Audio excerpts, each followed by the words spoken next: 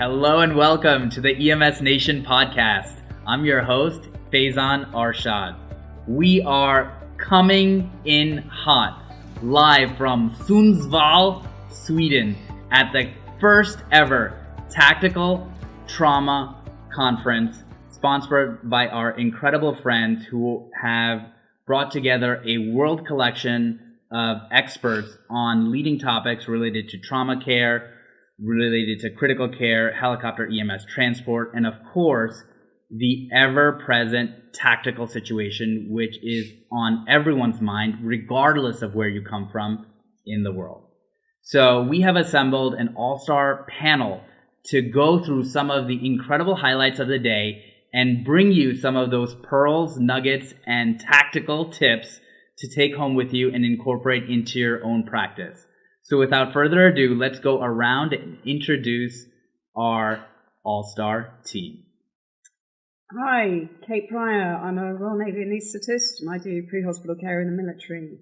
You can find me on Twitter at Dr. Wibble.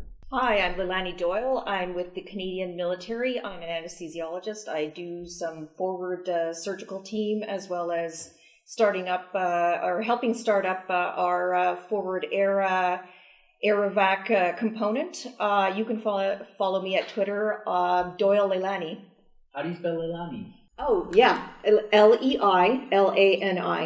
Hey guys, my name's Mike Lauria. I was a PJ in the U.S. Air Force and currently a civilian flight paramedic and medical student.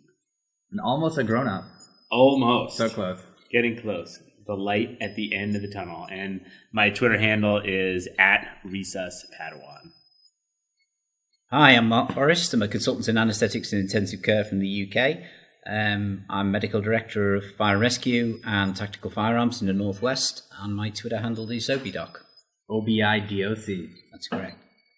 I'm Matt Libby. I'm a flight paramedic with Boston MedFlight, taking care of neonate pediatrics and adults, and I am on Twitter at MattLibby, 1T, 2Bs. Hi, I'm Thomas Dolben. I'm an anaesthetist and intensivist in Norway. And you can catch me on Twitter on Thomas1973. Fantastic. So without further ado, let's get started. Tomas, you are the man behind ScanCrit. And we're privileged enough to say you are our social media / Twitter moderator for the entire day. I know you have a little bit of insight into Fredrik's desire to bring this type of conference to Scandinavia itself. What do you think he was getting at? I think Fredrik wanted to have it in Scandinavia because we're all Scandinavian. We wanted to have something happening up here. He's been a great driving force to get all these great minds to come up here to beautiful Sundsvall and present. And I think the whole point is to bring trauma, tactical thinking also into the civilian world because we're converging more and more as the threats we see are now different. Also, the tactical thinking is something we can apply in our everyday clinical work with our colleagues and with our patients. I 100% agree. I think it's also integral to collapse the silos. So fire needs to integrate with EMS, who needs to integrate with police, who need to integrate with counterterrorism units, the military, etc., to deliver the best possible patient care we can to our civilian folks. Absolutely. Undoubtedly, we are interested in collapsing silos and bringing the highest quality evidence-based medicine to frontline providers. Now, for our keynote speaker to begin the morning was none other than... That was Mathieu Langlois, who is a French anesthetist, works pre-hospitally, and currently with the Special Police Task Force RAID. They work very hard on the tactical aspects of handling trauma, and he was part of the response force for the Bataclan attacks. Unfortunately, we can't get into too much details about the after-action report and the actual response, but there nevertheless were fascinating details about the attack, multi-coordinated attack, terror attack in Paris in November 2015. I think one of the most interesting things is the morning of the actual attack was a coordinated multi-agency drill conducted by the various first responder agencies in Paris. Undoubtedly, after speaking with them, I think that improved patient outcomes, that they had just done an exercise very similar to what actually transpired that fateful evening. Another one of the interesting points that really caught my attention was the utilization of a CEP, or a casualty extraction point, that was distinct from the CCP, or casualty collection point. I think you're right. The way Matthew described it was as a sort of casualty nest. And that was incredibly far forward. In fact, actually within the red zone. We hear so often that doctors, paramedics, don't go forward into the red zone and we have to wait for the casualties to be brought out to us. But I think the way they did it then, using the casualty nest actually very close to the scene in the Bataclan, really demonstrated that you can take immediate life-saving treatment far forward. I think we were all struck as well by how fluid their position was. It wasn't static. Once it was set and they'd parked the vehicles, that's often it. Whereas for these guys, they change minute by minute, even as the situation progresses. And it was really impressive the way they did that seamlessly. I agree. I think that normally these, when we talk about the warm zone, the hot zone, and the cold zone, we put them into very distinct shapes, and there's definitely this cognitive block that I think we hit a lot of the time in terms of geographically where we put things. And this was the first time I'd heard someone discuss in a very articulate way had the advantages of basically dissolving those lines in your mind and being able to set up those safe and effective structures, but keeping them very fluid. So I thought that was very impressive. Another one of the fascinating points that Matthew shared with us was, in this particular response, the primary tactical medical unit was in fact a physician. We don't see that quite commonly. What do you guys think about that? I think we all commented on that because we often tend to think it's all based on skill sets, as in, who can manage bleeding, who can manage airway. And as we all know, in these sort of situations, paramedics, police officers, firefighters can provide the necessary skills. But that's not the angle they were taking. It was more about decision-making and, high-level decision-making under extreme pressure. And I think that's where they were using the physicians really effectively. In the US, we use the incident command system, and I know in Europe, the MIMS system is also used. In that model, the physician or pre-hospital physician is ideally used as a special advisor or consultant to the incident commander. Is it also similar within the MIMS system? Yeah, it's very much the same. I mean, you'd be pulled back usually in the command unit, wherever that may be, and you certainly wouldn't be on the front line or close to the hot zone as we were seeing in Bataclan. Fascinating. I know in the States, given the increased incidence of active shooter events, many municipalities, especially densely packed urban centers, are now working on the concept of the rescue task force. So integration of police, fire, and EMS to potentially encroach upon the warm zone with force protection to rapidly extract patients who are salvageable and deliver potentially life-saving interventions like decompression, application of tourniquets, and then very simple or straightforward airways, jaw thrust, chin lifts. I think it's really interesting. I think one of the things his talk highlighted, for me at least, was that it's not necessarily the structure of the team, but it's how you train and develop that team. So one thing that came across to me was it was very clear that this was not a couple of emergency physicians that sort of oversaw paramedics and firefighters in Paris who just decided it was a good idea to go in. They had a very structured approach. They were well trained and well prepared. And although I think a lot of people around the world would balk at the idea of putting a physician so far forward because it's inadequate use of resources, because I've heard all sorts of arguments. There's nothing they can do there that a paramedic or nurse couldn't do. And I agree and disagree to a certain extent with many of those statements. But the one thing that I would agree with him across the board is that it's certainly possible and potentially very beneficial, given the right circumstances, the adequate preparation and training. It's so apropos that you mentioned training, Mike, because next up, to appeal to our audience on the value of high quality training, stress inoculation, and just maintaining a state of mindfulness when dealing with a critically ill or injured patient, was my very good friend, Mike Lauria, and your talk is entitled BTSF, Beat the Stressful, Learning to Take the Heat. Yeah, so I don't know where they got this bum from, but this Jamoke got up there and talked about psychological skills. in tactical situations and emergency medicine. And I kind of, over the years, came up with this idea and had been very engaged with it simply because I had noticed that many of my colleagues in the special operations world, many physicians that I admired and worked with, trauma surgeons, anesthesiologists, emergency physicians, had adapted what many of us would consider like sports psychology techniques, mainly from their previous experiences in athletics, to help them in very stressful tactical or medical situations.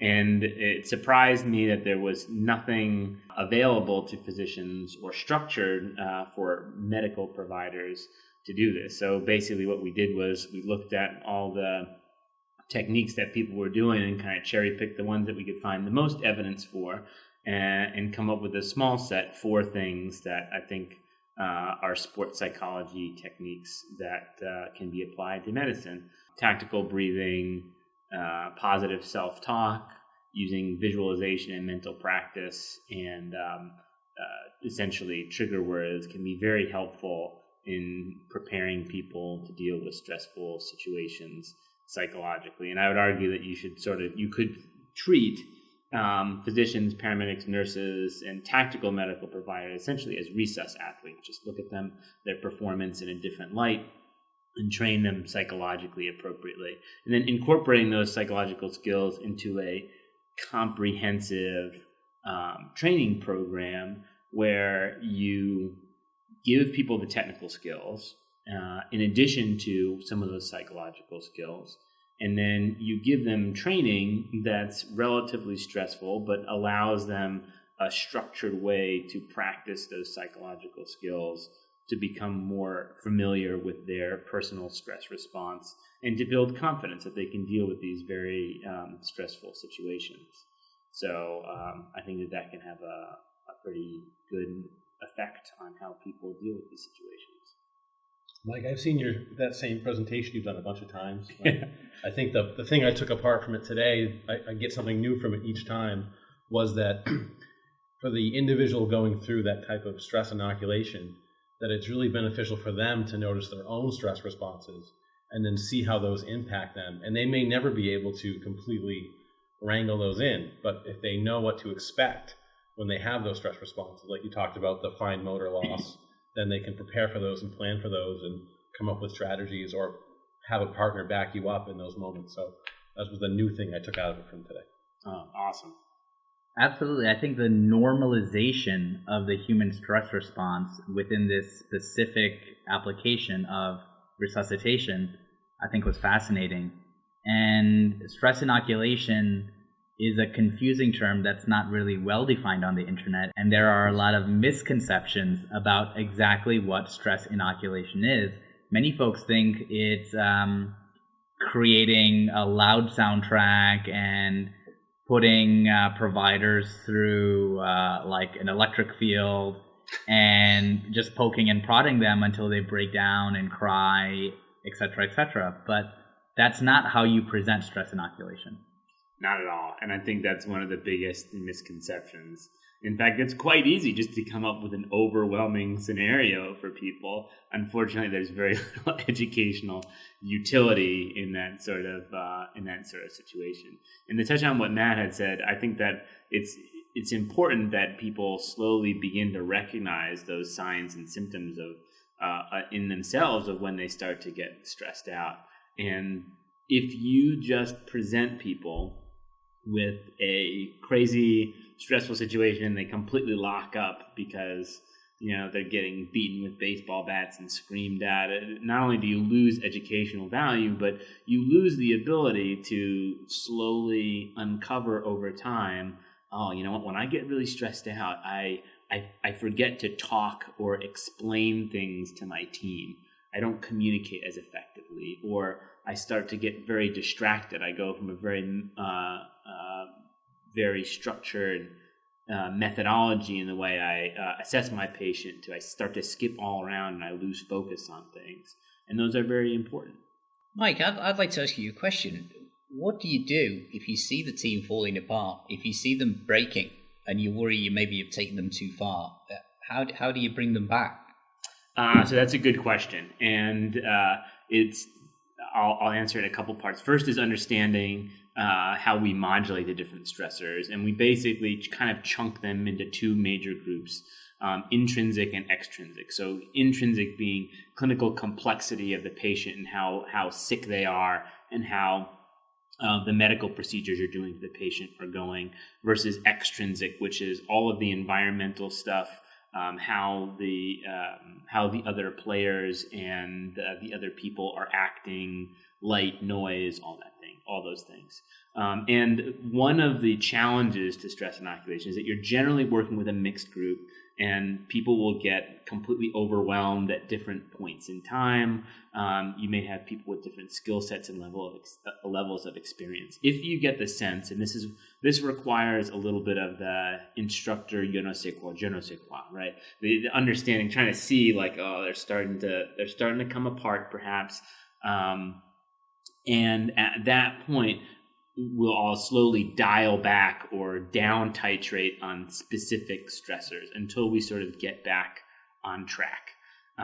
If it's a very advanced group who's been very successful, and you're at the point where you think you may actually want to continue it, there are some people that have suggested there is some educational value in failing and having to deal with that. For the most part, though, especially with newer to mid-level trainees who are building that momentum and experience, we just dial it back till they get back on track, give them a softball or give them something to get the momentum of the scenario going again. So we may give them access with a line they've been having trouble with, or or if they do a particular procedure, have it be successful. So they've eliminated one of those intrinsic stressors, a clinical parameter, and allow them to sort of regain their momentum. That is my approach. That's not necessarily evidence-based. I don't know if anybody's published on it, but that's just my practice.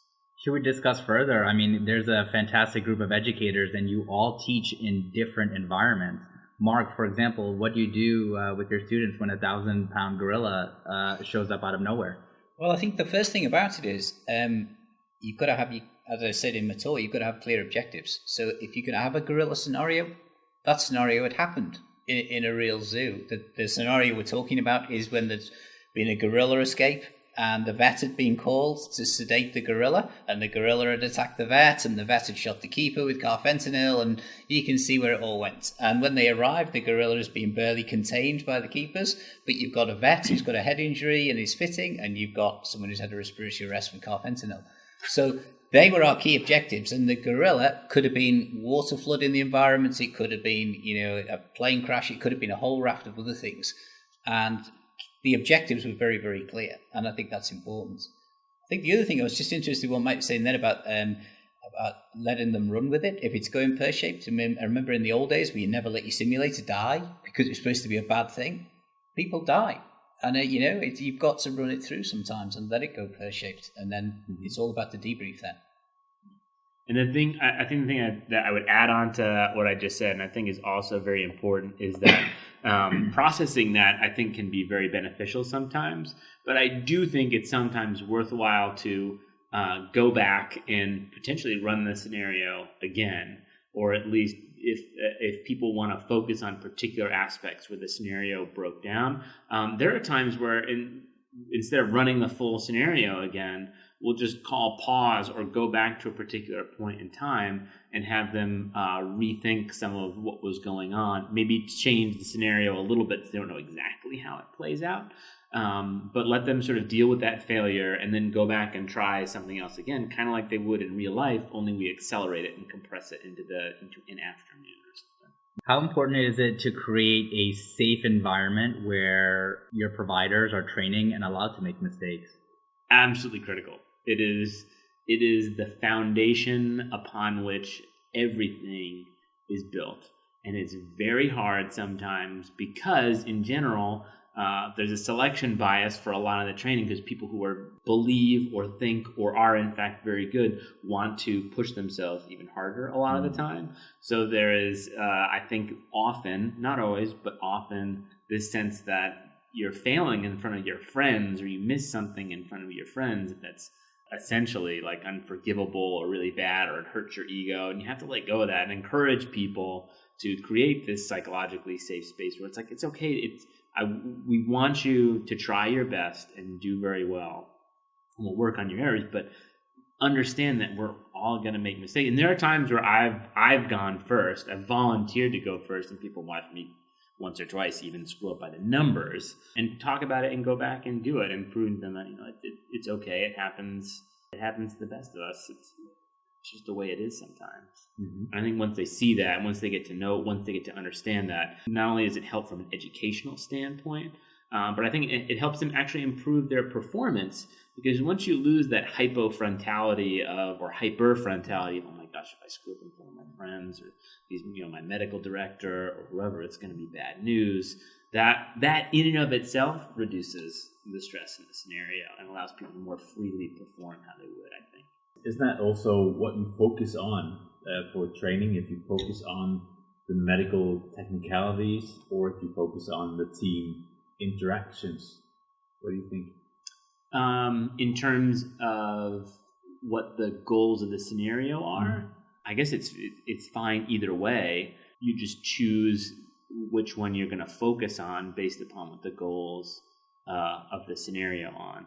And I also think that it's important that whatever those goals or those focuses are, and in particular, and when we're doing the stress inoculation stuff, it's important that you have a couple of goals or one or two, because the tendency sometimes is to come up with like a laundry list of like 30, well, you could have done this and then this and then this, and I find that people aren't able to process all that and can't remember stuff. So try and keep it relatively focused on those goals, whether they are clinical or more human factors, team, CRM based. So I think that harkens back to your original comment, Mark, is have clear objectives for your scenario, regardless of which direction you decide to take it in. Medically focused, human factors, teamwork, etc. Yeah, I mean, absolutely. I think in one scenario we often run others run it with a nightclub scenario, and they're completely overwhelmed by the safety aspects and the whole CRM of keeping your team together and looking after your equipment. And on that, I know we don't look for particularly good casualty care skills. We're just looking at them being safe and doing a coordinated search and knowing how to get out if things turn pear-shaped and that sort of thing. So, but we don't tell the candidates that beforehand. Maybe we should. I don't know. But it's quite good that they stay focused on their primary objective. But in reality, we're looking at other skills. Maybe they're only just starting to develop. Safety is something that our next speaker took very seriously, and that is British Army physician Andy Johnston. He delivered 2 back-to-back talks which were fantastic, state-of-the-art in regards to the evidence regarding blast injuries as well as penetrating chest injuries. One thing I really liked about what Andy did was remind us about what blast injury actually means.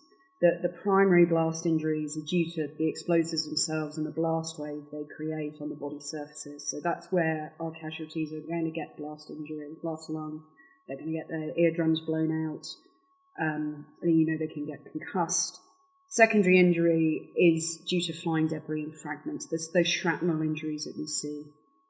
Tertiary injury is when individuals are thrown by a blast wind, so have an impact either on the ground or against a building, for example. And the quaternary injury is where any injury or illness has been made worse by the explosion itself rather than actually being caused by the blast. So somebody with asthma or emphysema who gets a lung full of toxic particles. And more recently, a quinary blast injury is being proposed, and that's where toxic materials of any nature, chemical, biological, nuclear, that are absorbed into the body cause disease in themselves. So, for example, whilst somebody may get a secondary injury due to a piece of, say, suicide bombers being blown into them, if that suicide bomber has a bloodborne virus and it then causes, say, hepatitis B, that would be a quinary injury in addition to the secondary injury as well. So that's really interesting. I think it's definitely important to define our primary through quinary definitions of blast injury. I think that's certainly helpful. But this whole concept of a terrorist attack involving a suicide bomber that may have a bloodborne disease or pathogen such as HIV, such as hepatitis, is really frightening. It is absolutely terrifying, and it might not be the bomber themselves. They may have built a dirty bomb, using human feces or cattle feces, anything that's readily available that will cause illness and injury. That's pretty dirty, all right. Or it can be the other people that are affected by the blast, not the suicide bomber, but the other civilians or military personnel in the area that are injured. Their fragmentations of them impacting other patients. That's really complex to deal with, and I'm sure in an MCI or a disaster scenario that would also increase the number of worried well, potentially, especially if the symptoms were acute onset, such as if there was a chemical agent associated with the suicide bomb, and could potentially overwhelm the local emergency department and require mutual aid, and overall really increase the complexity of the event. One of the things I think Andy did really well, which I appreciated as a primarily pre-hospital person, at least at this point, was the way he traced the trajectory and the evolution of the individual cases that he presented, and showed a lot of really great imagery that really highlighted, at least for me, a lot of key points about the disease process in both cases, the penetrating trauma and the blast injury. Yeah, and I think a lot of his images really demonstrated that whilst certainly with the gunshot wounds, the trauma may look relatively superficial, but there can actually be significant underlying lung injury due to the transfer of energy as the round passes through the soft tissues. I thought that was really brought home with that. He had a case where there'd been a through and through in the back, which hadn't actually entered the chest cavity, and yet the shockwave, there was significant, pneumothorax, and blast injury to the lung because of the shockwave. That was a fascinating case. And the shockwave can actually counterintuitively also affect our airway in regards to blood obscuring the airway, even though there may not be a direct injury to the trachea or the hypopharynx or airway structures themselves. I think it was interesting the way that can come late as well. I mean, when he was in up to 48 hours or even longer, you may have extubated them, and then they can still not obstruct their airway, or if they've still got a tube down, it could be the ET tubes blocked, even some time afterwards when you think the initial injury is over. Leilani, did you find any parallels with your military service in regards to the type of injuries that our soldiers are suffering or the injury patterns? I think really he drove home the importance of cavitation. Civilian practitioners maybe don't appreciate the kind of force that comes with military-grade armaments. We're more used to, in civilian settings, 9mm bullets, handguns, things like that. But military weapons with the larger bullets, the faster, higher velocity, create an enormous amount of tissue damage because of the cavitation. And to not simply look at entrance and exit wounds, but to think of everything in that path as being potentially affected, and devastatingly so potentially. So relevant factors are also the type of bullet as well as the gun firing that bullet. Absolutely. And if I dig back through my physics, kinetic energy equals 1/2 mass times velocity squared. Absolutely. So the speed does make a difference. And also, as well, what kind of protective equipment they were wearing, because one of our latest speakers, Dan Groot, was talking about whether it was okay or not to take a bullet on your bulletproof vest. And I think the answer is try and avoid getting shot in the first place. That's good advice. Avoid getting shot. Yeah. All right, folks, you heard it here first on the EMSNation podcast. That is Dr. Wibble. Do not get shot. But if, however, you suffer an injury on the battlefield, or you suffer a major trauma, have a high injury severity score, and require blood transfusion, the next speakers really brought home the state of the evidence in regards to trauma and the administration of pre-hospital blood.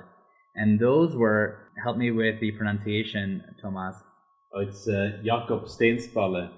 And then, of course, Richard Dutton, who's an anesthetist and well-known in the trauma world in the U.S. What were some of your takeaways regarding coagulation trauma and the administration of pre-hospital blood products? We should do it, period. At all possible. I thought it was actually one of the things I loved the most about it was not only the review of the evidence, but especially with Jakob's presentation, going from the pathology and histology at the microvascular level and connecting that to the macroscopic clinical interventions, I think was pretty cool. I think both of Jakob's talks and Rick's talk really highlighted that we've come an awfully long way in understanding how to manage major trauma, how to transfuse, and also why our patients get coagulopathic, but we're still nowhere near understanding it fully. Nowhere near. I think we're all in agreement, it seems, from the evidence and the talks that, saline and crystalloids are really bad for these folks unless it's your only option. And obviously, blood products in whatever combination are probably better.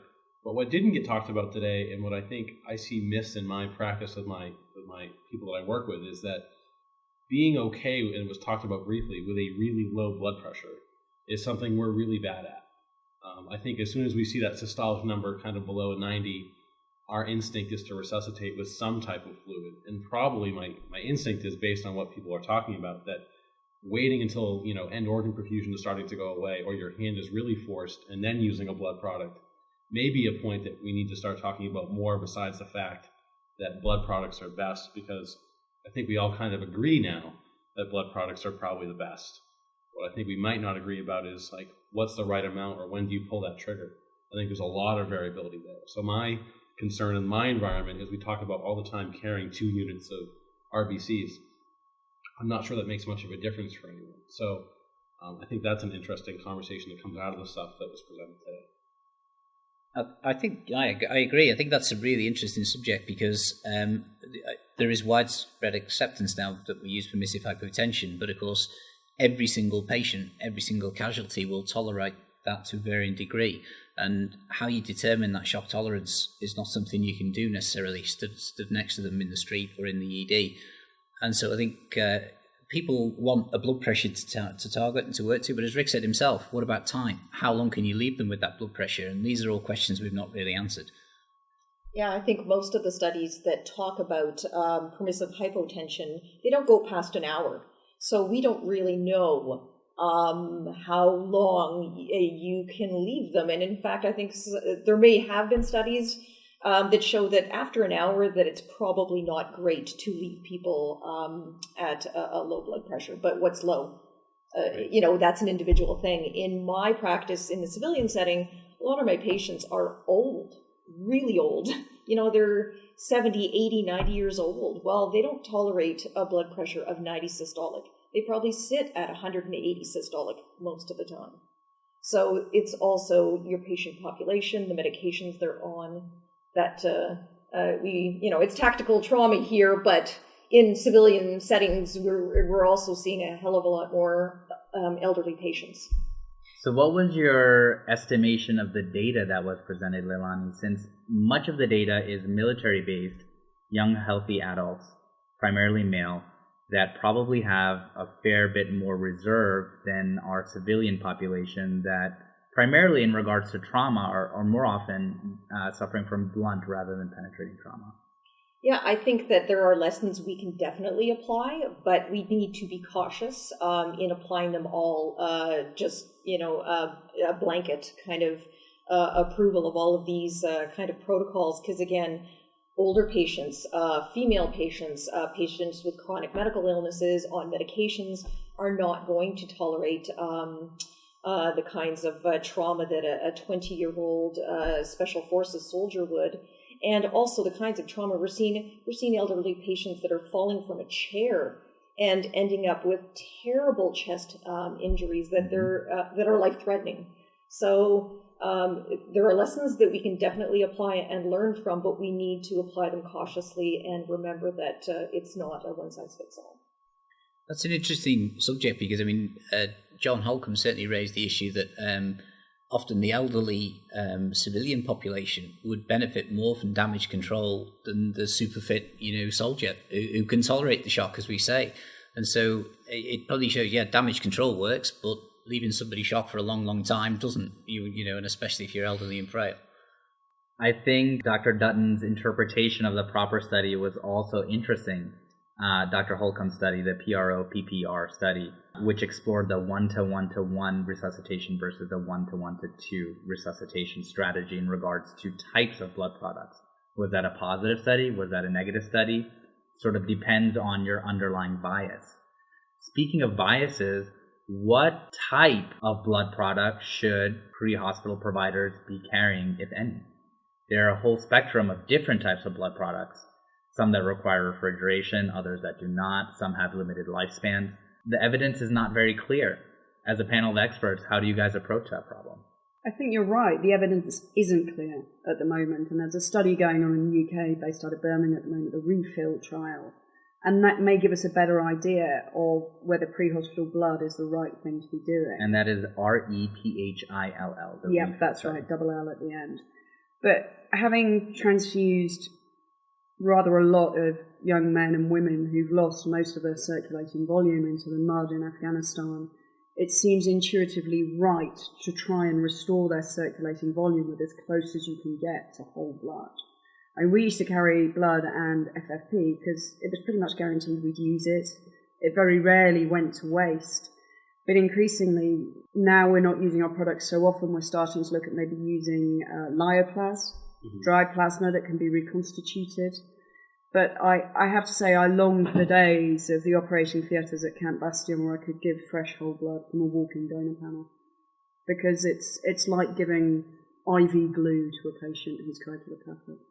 Because it has everything that you would possibly want. Yeah, we're replacing what they've lost with what they need. That seems far too logical. There have to be limitations to the administration of whole blood. Well, obviously there are limitations. Things like the FDA, Health Canada, are not big on approving whole blood. There's a whole host of reasons that I won't get into why we originally went from whole blood to component therapy.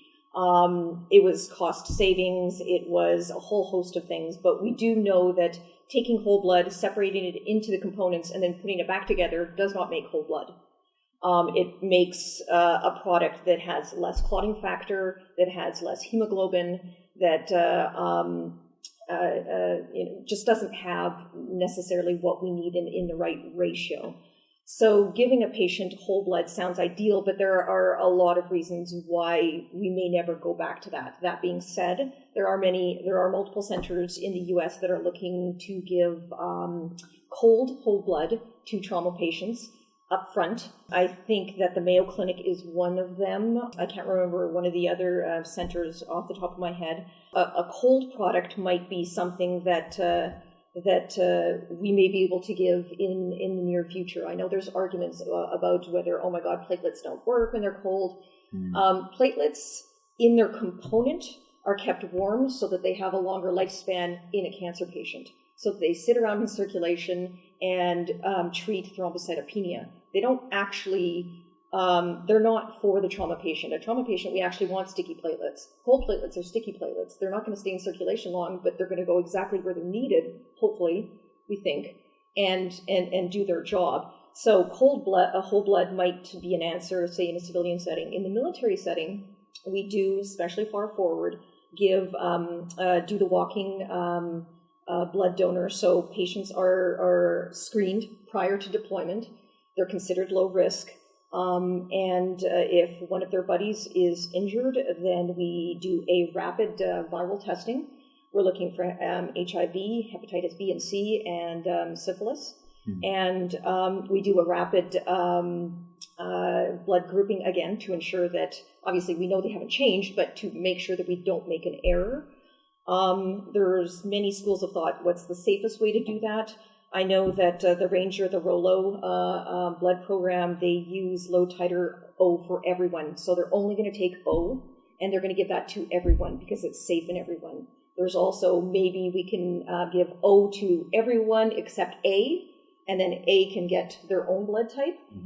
The problem with that is that errors are what kill people. Whereas the safest in a confusing setting is probably to give everyone O, because you know you're not going to accidentally give the wrong product. Giving the wrong product to someone that's incompatible could kill them. So that's where there's kind of arguments as to why it shouldn't be necessarily type specific. And I think the American Association of Blood Bankers just recently agreed that low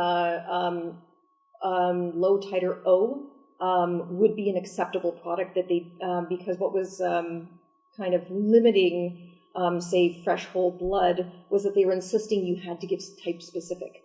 So AB came from AB patients, B from B, A from A, and O from O. You can see how that's even more confusing and can lead to more errors and possibly the lethal error in transfusion. I have to say, one of the things I'm very interested from a pre-hospital perspective in seeing, and hopefully in the future, in the near future, we'll see a relatively large multi-center review of freeze-dried plasma in the civilian environment. I very much look forward to seeing the results of one of those studies and think if there's anything that would probably be most logistically feasible for people in the field, it would be that particular product. And particularly austere environments, not just military, but say Canada. We have tons of places up north that can't keep blood products because they don't have the lifespan. They don't use them necessarily that often, but if you had freeze-dried plasma that can shelf life of 2 years, fibrinogen concentrate, same thing, at room temperature, could be a game changer for trauma in countries that have austere settings, like in Scandinavia as well. Yeah, where we use it. We have it in our hem service. We carry Lyoplast, and we have red blood cells available, but we only take them if we think it's needed for the mission. But of course, that's more of a logistical challenge where it has to rotate into the hospital and all that, whereas the Lyoplast just stay in the backpack. I thought it was quite interesting when we're talking about freeze-dried fibrinogen and the point that Rick made when he was saying it's not just the fibrinogen, it's all the other things that are in there, and particularly with the cryostat study that's going to take place, it'll be very interesting to see if giving cryoprecipitate even earlier than they've done before is going to make a significant difference to the previous trials where they've gone in with fibrinogen, and it's been a little bit disappointing. So highly complex, and it appears that there is no obvious consensus either pre-hospital. But in hospital, we have some additional assays which are now guiding the type of resuscitation we are using in regards to specific blood products. I'm just a lowly emergency EMS physician. Can we kick it out to our anesthetists and learn more about some of these tests like TEG and ROTEM? I think a lot of what TEG and ROTEM does is bring point-of-care testing for clotting to the patient. And it allows, as a user of blood products in the operating theatre, a chance to manage coagulopathy intelligently. You can see very quickly within the first few minutes of running a ROTEM, for example, what the patient needs, whether they need more FFP, whether they need more platelets, whether they need cryo, whether they are fibrinolyzing their clot and they need another dose of TXA. It really, I think, is starting to really change the way we approach product transfusion in massive hemorrhage. Because I think, in the old days, you'd send a clotting sample off to the lab, you get your INR back after maybe 40 minutes if you were lucky, and it was already historical because you were already given a bunch more product since taking the test. How long does it take to actually result the test? What, the ROTEM? Mm-hmm. It draws a picture for you, and you can tell within the first 5 minutes of the trace what they need. Now, I've heard rumor that a flat line on a ROTEM is particularly challenging to manage, and Dr. Dutton referenced something which you have referenced as a daisy cutter. Can you please tell us more about that? What the heck is this concept? He referenced unpublished data from shock trauma. Yes, so what he was talking about is the polytrauma patient who needs everything. And not only do they need all the regular blood products, they need a sort of a real kick of high intensity to kind of kick their clotting off again. And we used to refer to it in Afghanistan as a daisy cutter after a cricket ball that rolls along the ground in a very flat sort of a way, like the ROTEM trace. You have to tell the audience what a cricket ball is, because I'm not sure they're going to know. Okay, cricket is a game played that started off in England, but is now played all across the globe, including in America. And It's got very complex rules. It's a bit like baseball, but more interesting. They have tea breaks. Really? And lunch breaks, very important. Fantastic. Yeah. Cricket tea is very important. Sandwiches, cake, scones with jam and cream. Love it. So you have a polytrauma patient. Source control has been achieved, yet nevertheless they remain coagulopathic. Yeah, so these patients who are so far down the coagulopathy sort of activation that although the surgical bleeding has been stopped, they remain coagulopathic. You hear the same sort of tales, though, from 2 units of fresh whole blood, as in fresh. I mean, Jakob was saying fresh being less than 48 hours. But if you get them to the ICU and they're oozy and coagulopathic and you're just losing, just chuck in some fresh whole blood, and the same sort of anecdotal tales. All right, so moving into our afternoon session, we are almost concluding our wrap-up podcast because we have adult beverages to consume ourselves. Steven Solid hems in an MCI. So we think of mass casualty events, we think of ground ambulances, fire, police, EMS responding. What role does helicopter EMS play in a potential mass casualty scenario? There were some great things in that presentation that many of us probably may not have thought of before. There was the obvious stuff like rapid delivery of services to scene and rapid evacuation of casualties, particularly where access is difficult. You highlighted that with the train crash example that he used. But there were other issues too.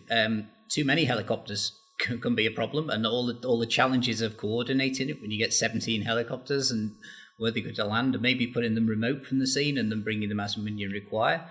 And then also, similar to the stuff we were talking about earlier on with the Paris experience of bringing advanced medics and docs to the scene for decision-making, not just skills.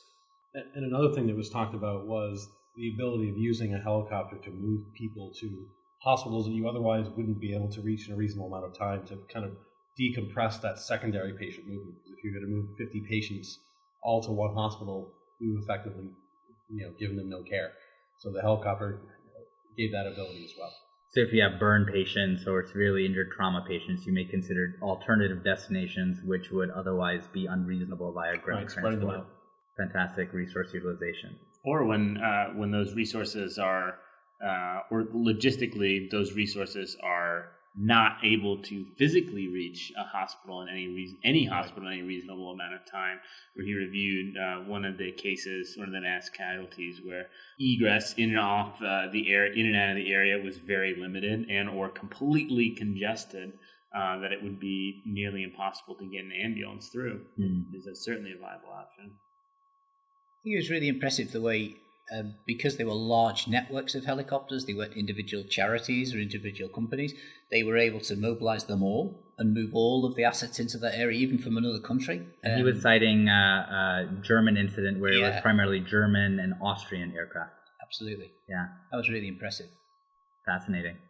Speaking of aircraft, concluding our day was none other than our own Matt Libby, talking about a foam ED concept, something that's near and dear to our heart, of course, free open access medical education, and combining some business aspects in regards to cost utilization and educational initiatives. Matt, tell us about ECHO. How did it start and where's it going? Sure, big shout out to my ECHO friends. And ECHO stands for? East Coast Helicopter Operations. So an idea by a police officer and a flight medic who worked in the same metropolitan area, worked together on calls, but never trained together.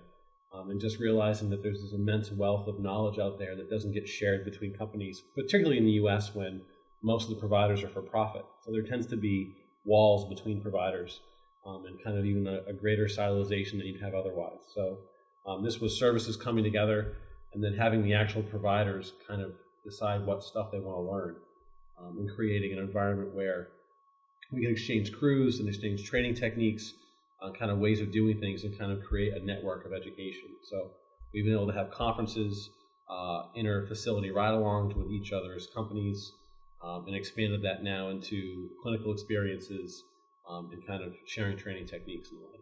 So what's the cost for a participant to attend the conference? So the great thing so far has been that every conference that we've had has been no cost.